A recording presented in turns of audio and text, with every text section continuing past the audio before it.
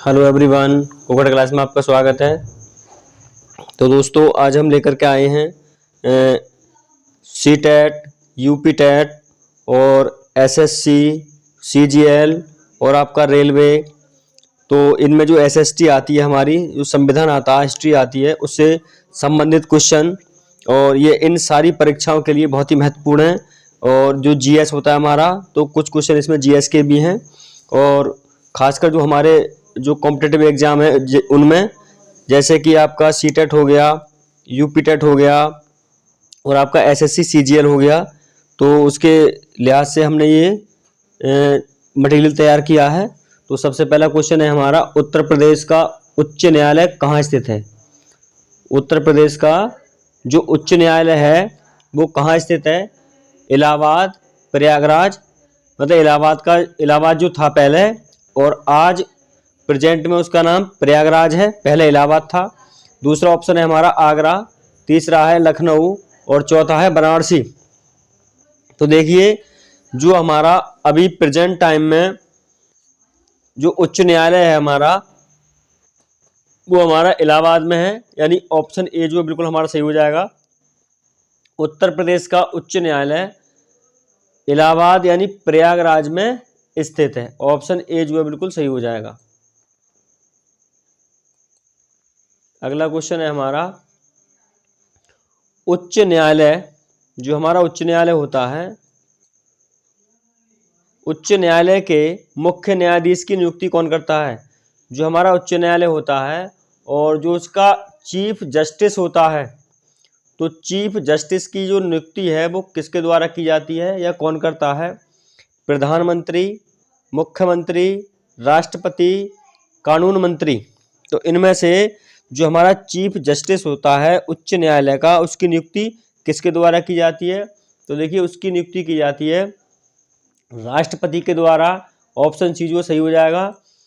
तो जैसे कि अगर आप हमारे चैनल पर नए हैं तो फटाक से चैनल को सब्सक्राइब कर लीजिए, ताकि सबसे पहले जो वीडियो डालें हम, नोटिफिकेशन आपके पास पहुंचे और आप हमारी वीडियो से भरपूर लाभ ले सकें और अपने एग्ज़ाम में अच्छा स्कोर कर सकें। तो चैनल पे बने रहने के लिए आप चैनल सब्सक्राइब कर लीजिए और दोस्तों में शेयर कर दीजिए और लाइक कर दीजिए। तो इस क्वेश्चन का उत्तर होगा हमारा ऑप्शन सी, राष्ट्रपति। अगला क्वेश्चन है हमारा, उच्च न्यायालय के मुख्य न्यायाधीश को कितना वेतन दिया जाता है? जो चीफ जस्टिस होता है उच्च न्यायालय का, उसका वेतन कितना होता है? सैलरी कितनी होती है?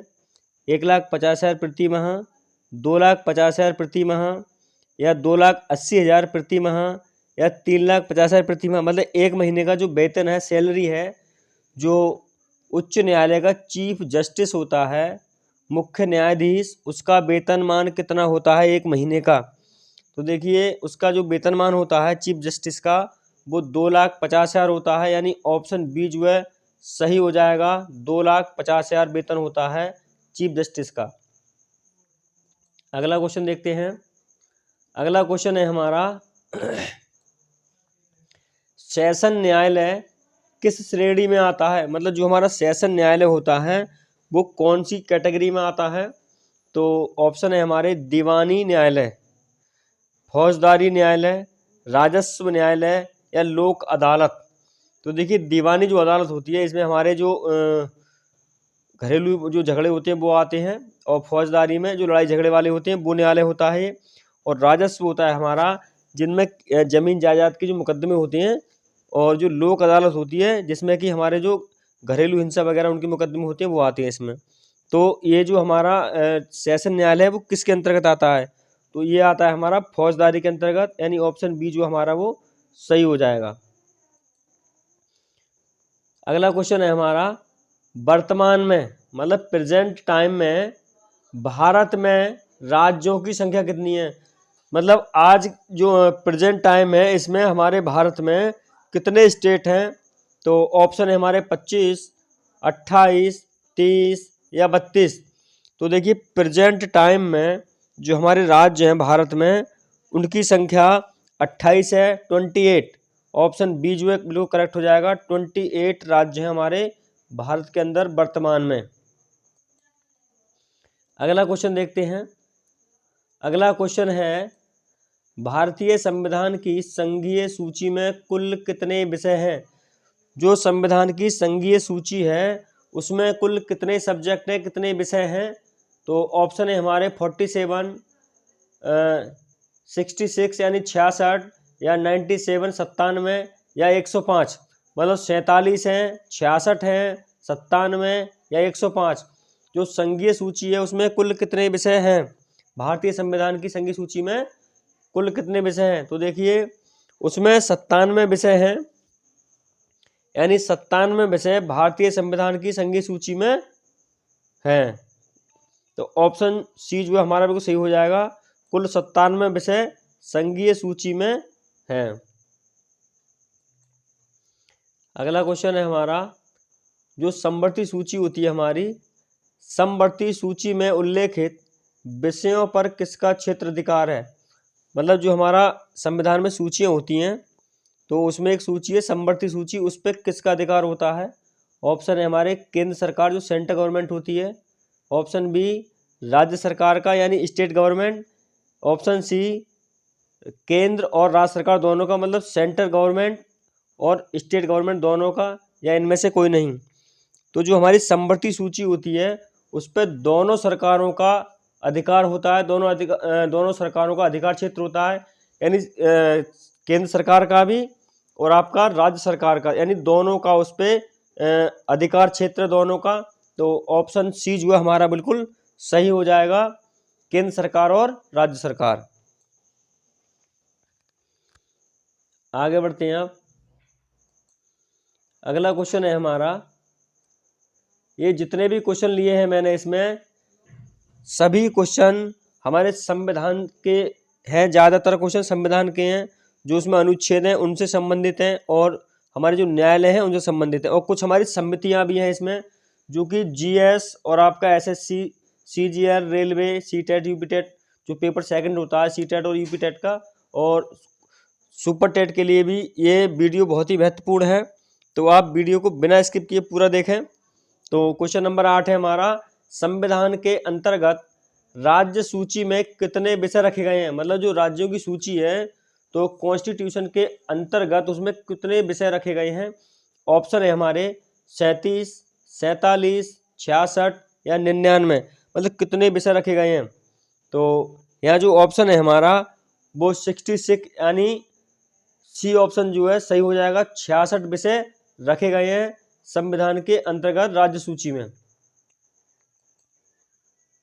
अगला क्वेश्चन है हमारा, कानून और व्यवस्था भारत के संविधान की किस सूची का विषय है?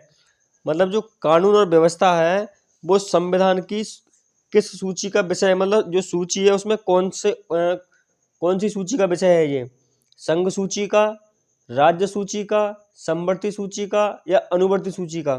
तो इनमें से कौन सी सूची का कानून और व्यवस्था संविधान का विषय है? तो देखिए जो राज्य सूची होती है हमारी ये उसका विषय है। तो ऑप्शन बी जो है बिल्कुल सही हो जाएगा, राज्य सूची। अगले क्वेश्चन की ओर बढ़ते हैं। अगला क्वेश्चन है हमारा, केंद्र एवं राज्यों के मध्य वित्तीय संबंधों का निर्धारण किसके द्वारा किया जाता है? जो केंद्र और राज्य के मध्य जो हमारा पैसे का लेन देन होता है उसका जो संबंध है वो किसके द्वारा निर्धारित होता है? फाइनेंस मिनिस्टर यानी वित्त मंत्री, योजना आयोग या वित्त आयोग या अंतरराज्य परिषद। मतलब इनमें से किसके द्वारा जो पैसे का लेन देन है वो उसका संबंध निर्धारित किया जाता है? तो देखिए जो हमारा वित्त आयोग होता है यानी जो फाइनेंस डिपार्टमेंट होता है उसके द्वारा ये सारी चीज़ें निर्धारित की जाती हैं। तो ऑप्शन सी जो हमारा वो सही हो जाएगा, वित्त आयोग।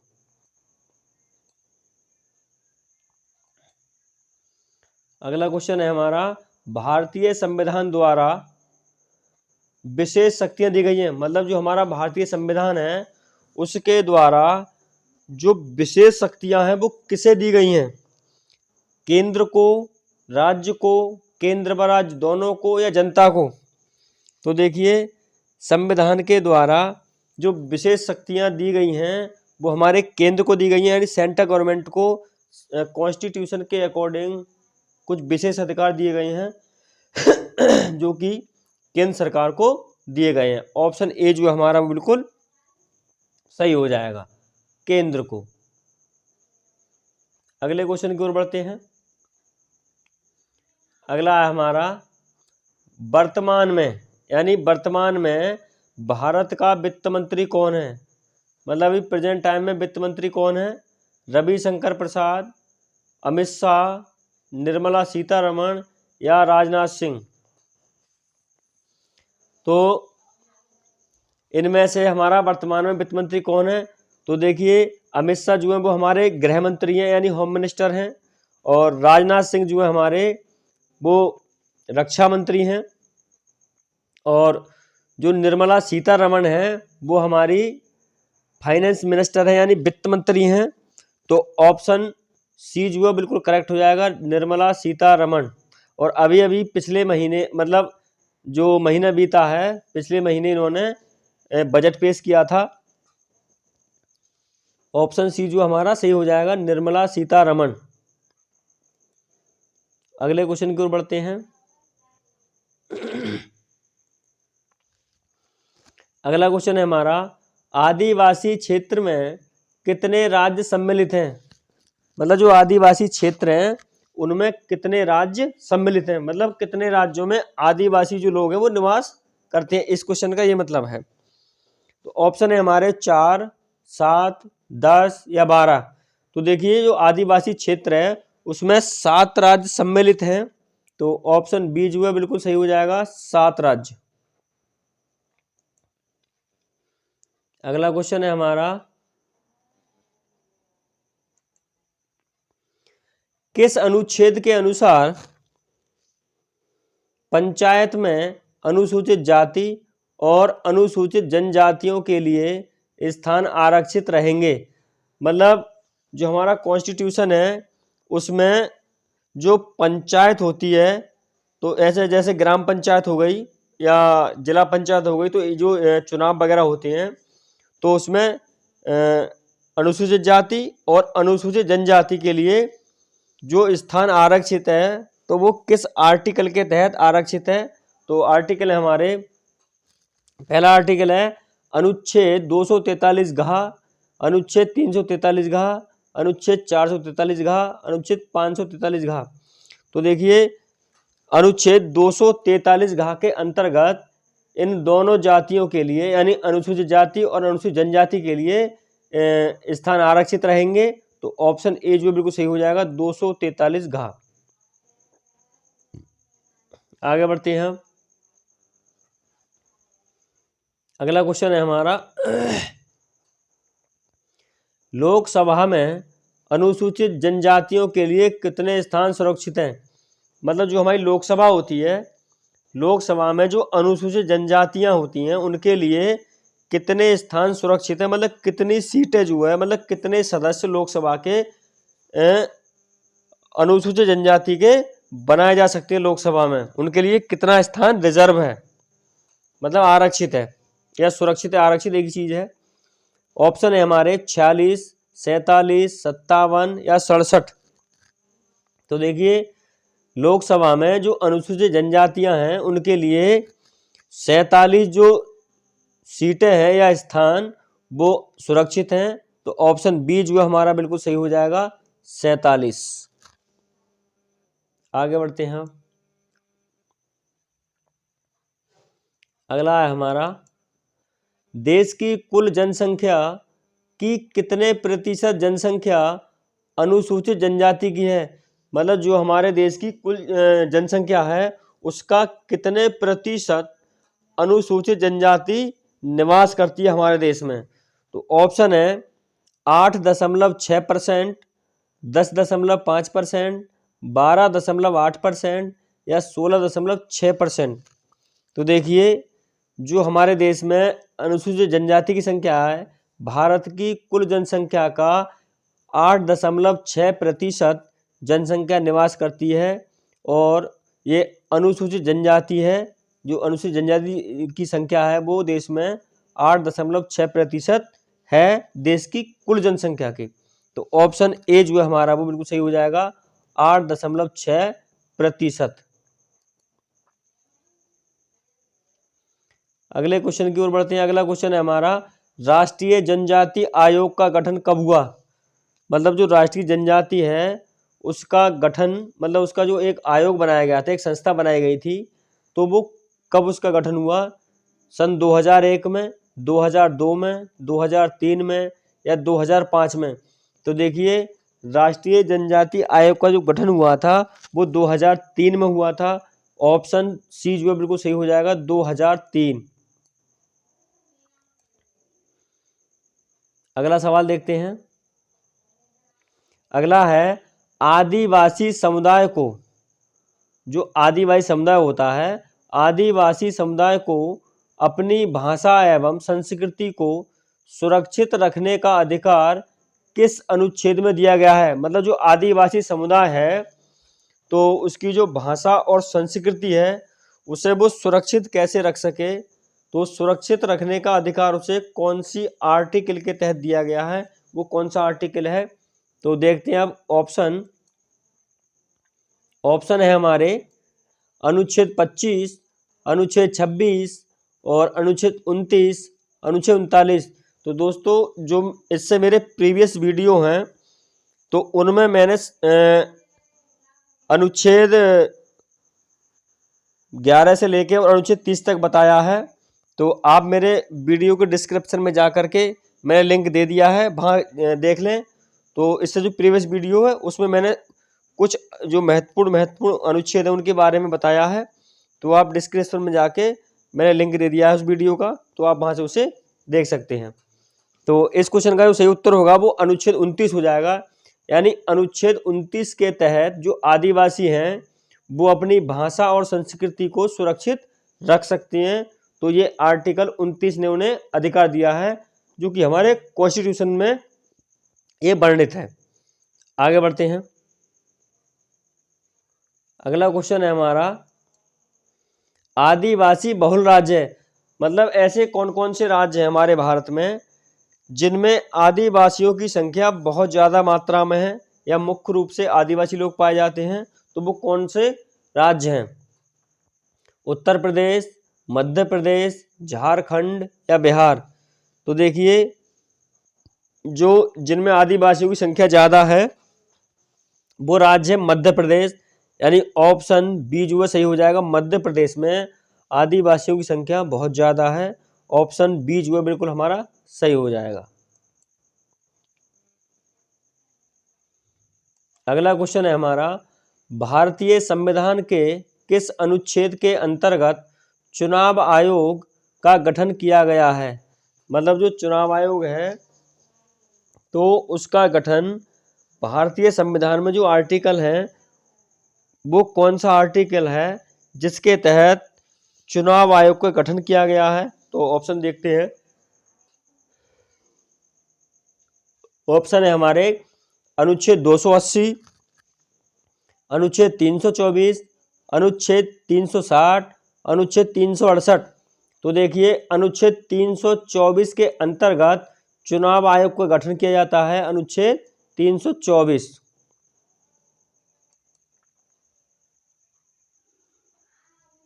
अगला क्वेश्चन है, चुनाव आयोग का अध्यक्ष कौन होता है? मतलब जो चुनाव आयोग होता है उसका जो अध्यक्ष होता है वो कौन होता है? ऑप्शन है हमारे भारत का मुख्य न्यायाधीश, राष्ट्रपति, मुख्य चुनाव आयोग या विधि मंत्री। तो विधि मंत्री कानून मंत्री होता है एक तरह से, और भारत का जो मुख्य न्यायाधीश होता है वो सुप्रीम कोर्ट का चीफ जस्टिस होता है। और राष्ट्रपति जो है हमारे वो देश के राष्ट्रपति का जो पद है वो देश का सर्वोच्च पद है। और जो मुख्य चुनाव आयुक्त होते हैं यह होता है, तो ये हमारा भारत के जो चुनाव आयोग होता है उसका अध्यक्ष होता है। ऑप्शन सी जो हमारा सही हो जाएगा, मुख्य चुनाव आयुक्त चुनाव आयोग का अध्यक्ष होता है। ऑप्शन सी जो बिल्कुल सही हो जाएगा, मुख्य चुनाव आयुक्त।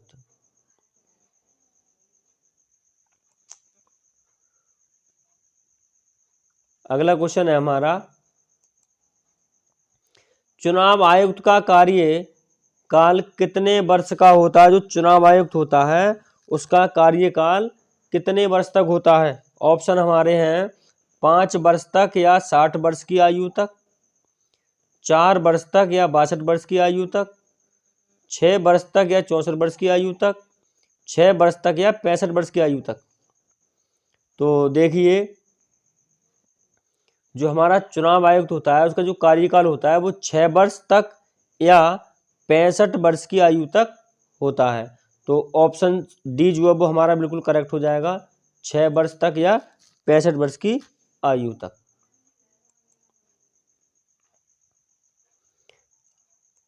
अगला क्वेश्चन है, मुख्य चुनाव आयुक्त की नियुक्ति कौन करता है? जो हमारा मुख्य चुनाव आयुक्त होता है उसकी नियुक्ति किसके द्वारा होती है? भारत का मुख्य न्यायाधीश, राष्ट्रपति, राज्यपाल, प्रधानमंत्री। तो जो हमारा मुख्य चुनाव आयुक्त होता है उसकी जो नियुक्ति होती है वो राष्ट्रपति के द्वारा की जाती है, और राज्यपाल के द्वारा जो होती है नियुक्ति वो मुख्यमंत्री की होती है। तो इसमें जो हमारा सही ऑप्शन होगा वो ऑप्शन हमारा बी करेक्ट हो जाएगा, राष्ट्रपति के द्वारा मुख्य चुनाव आयुक्त की नियुक्ति की जाती है। ऑप्शन बी जो सही हो जाएगा, राष्ट्रपति।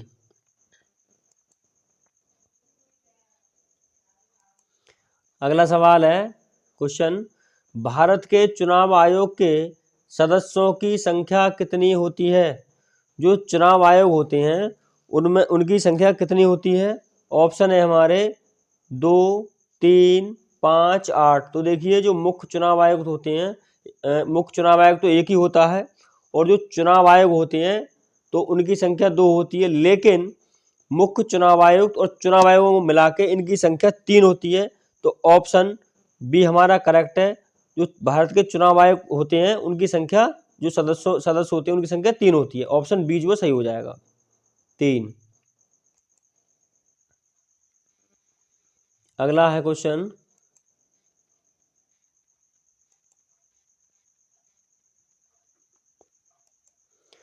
चुनाव आयोग के संबंध में निम्न में से सही नहीं है। मतलब जो चुनाव आयोग है उसके संबंध में निम्न में से सही नहीं है। क्या सही नहीं है वो देखना है हमें अभी।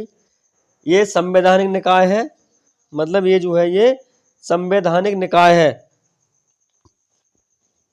अगला ऑप्शन है ये सलाहकारी निकाय है।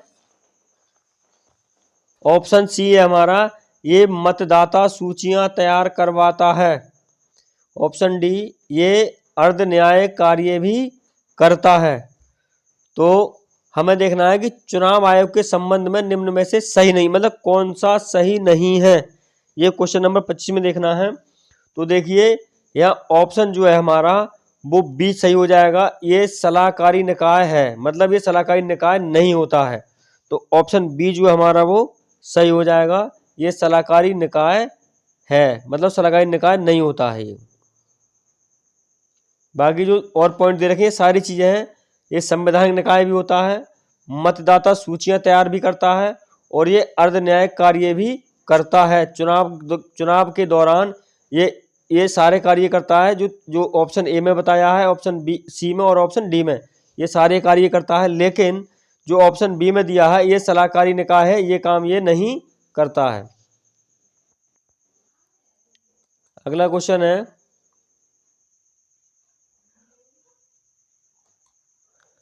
चुनाव व्यवस्था में सुधार संबंधी सुझाव सर्वप्रथम दिए थे। मतलब जो चुनाव व्यवस्था थी तो उसमें सुधार हेतु सर्वप्रथम किसने अपने सुझाव प्रस्तुत किए?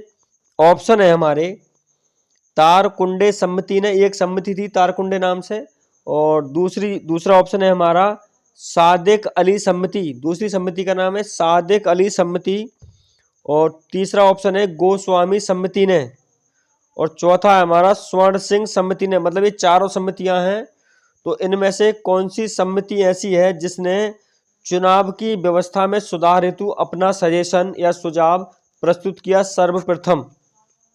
तो देखिए, जो तारकंडे समिति है उसने सर्वप्रथम सुझाव प्रस्तुत किए चुनाव व्यवस्था के सुधार हेतु। ऑप्शन ए जो हमारा बिल्कुल करेक्ट हो जाएगा, तारकुंडे समिति ने। आगे बढ़ते हैं। तारकुंडे समिति का संबंध है, मतलब जो तारकुंडे समिति है उसका संबंध किस चीज से है? ऑप्शन है हमारे चुनाव सुधार से, प्रत्यक्ष कर से, बैंकिंग सुधार से, पंचायती राज से। तो देखिए अभी अभी प्रीवियस क्वेश्चन में बताया है मैंने कि सर्वप्रथम चुनाव में जो चुनाव की व्यवस्था है उसमें सुधार हेतु तारकुंडे समिति ने अपने सुझाव प्रस्तुत किए थे। तो किसके प्रति करें? चुनाव से संबंधित।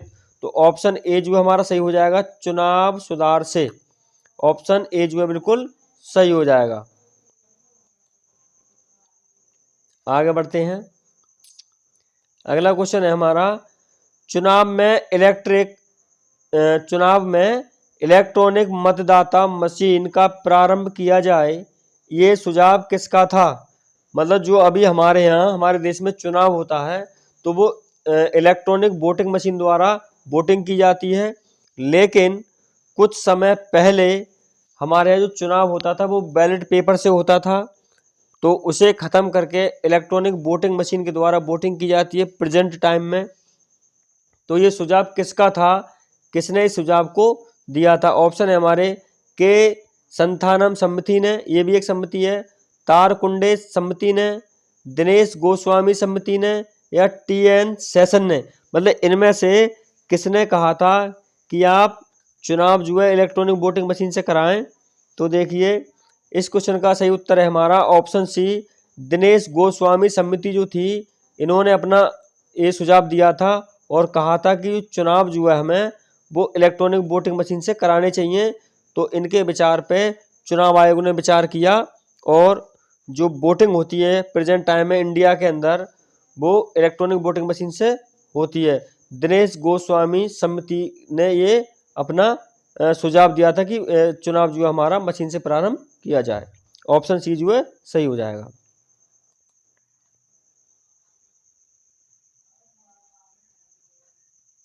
अगला क्वेश्चन देखते हैं। मतदाताओं को फोटो युक्त पहचान पत्र जारी किए जाए, ये सुझाव किसका था? निर्वाचन आयोग ने दिया था, टी.एन. सेशन ने, के संथानम समिति ने, या दिनेश गोस्वामी समिति ने। मतलब इनमें से ये सुझाव किसने प्रस्तुत किया था कि जो मतदाता की मत पर्ची होती है यानी वोटिंग पर्ची होती है उस पर वोट डालने वाले का फोटो भी होना चाहिए और पहचान पत्र पे भी फोटो होना चाहिए। तो पहचान पत्र और उसकी वोटिंग जो पर्ची होती है दोनों का मैच करके ही वोट डलवाया जाए। तो ये सुझाव किसका था? ऑप्शन बता दिए मैंने, निर्वाचन आयोग ने, टी.एन. सेशन ने, या के संथानम समिति ने, दिनेश गोस्वामी समिति ने। तो देखिए ये सुझाव भी दिनेश गोस्वामी समिति ने दिया था, यानी ऑप्शन डी जो है बिल्कुल सही हो जाएगा। दिनेश गोस्वामी समिति ने ये सुझाव दिया था कि मतदाता का फोटो युक्त पहचान पत्र जारी किए जाएं। आगे बढ़ते हैं। इस वीडियो का ये अंतिम क्वेश्चन होगा। तो अंतिम क्वेश्चन है हमारा, भारत गणतंत्र घोषित कब हुआ? मतलब हमारा जो देश है पूर्ण रूप से गणतंत्र घोषित कब किया गया था, कब हुआ था? सन 1930 में, सन 1935 में, सन 1947 में, सन 1950 में। तो देखिए हमारा देश पूर्ण रूप से गणतंत्र सन 1950 में हुआ था, यानी 26 जनवरी 1950 को हमें पूर्ण रूप से आज़ादी मिल गई थी और सन 1950 को 26 जनवरी सन 1950 को पूर्ण रूप से हम गणतंत्र हो गए थे। तो ऑप्शन डी जो है हमारा बिल्कुल सही हो जाएगा, सन 1950। तो दोस्तों इन्हीं 30 क्वेश्चन की सीरीज के साथ आज का सेशन यही समाप्त करते हैं। और अगर आप हमारे चैनल पर नए हैं तो चैनल को फटाक से सब्सक्राइब कर लीजिए और बेल आइकन दबाना ना भूलें, ताकि जो वीडियो अपलोड करें तो सबसे पहले नोटिफिकेशन आपके पास पहुंचे। और दोस्तों में अधिक से अधिक शेयर कीजिए, कमेंट करिए, लाइक करिए। जय हिंद।